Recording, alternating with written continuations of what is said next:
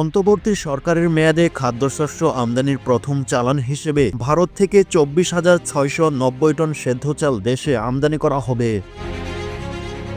আজ বৃহস্পতিবার ২৬ ডিসেম্বর ভোর ৫:৩০টায় চট্টগ্রাম বন্দরে এমভি তানিস ড্রিম নামক জাহাজে এ চালান পৌঁছানোর কথা। খাদ্য মন্ত্রণালয়ের সিনিয়র তথ্য কর্মকর্তা ও জনসংযোগ কর্মকর্তা ইমদাদ ইসলাম এ তথ্য নিশ্চিত করেন। উন্মুক্ত দরপত্রের চুক্তির আওতায় এ চাল আমদানি করা হচ্ছে। এ চালের মাধ্যমে দেশের খাদ্য মজুদ আরও শক্তিশালী হবে বলে আশা করা হয়। ইমদাদ ইসলাম বলেন, জাহাজে রক্ষিত চালের নমুনা সংগ্রহ করে ভৌত পরীক্ষা শেষে দ্রুত খালাসের কাজ শুরু করা হবে।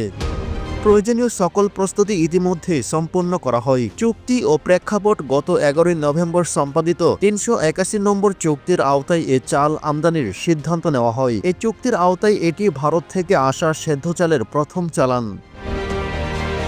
চালানটি সময়মতো পৌঁছানোর জন্য সরকারের পক্ষ থেকে সংশ্লিষ্ট সব বিভাগকে সমন্বয়ের নির্দেশ দেওয়া হয়। এই আমদানির মাধ্যমে দেশে চালের সংকট মোকাবিলা এবং বাজার স্থিতিশীল রাখতে সহায়তা করবে বলে আশা করা হয়। সরকারি উদ্যোগে খাদ্য মজুদ বৃদ্ধি, দেশের বিভিন্ন অঞ্চলে খাদ্যশস্যের চাহিদা ও সরবরাহের হালনাগাদ, কৃষি উন্নয়ন ও বাজার স্থিতিশীলতার উদ্যোগ।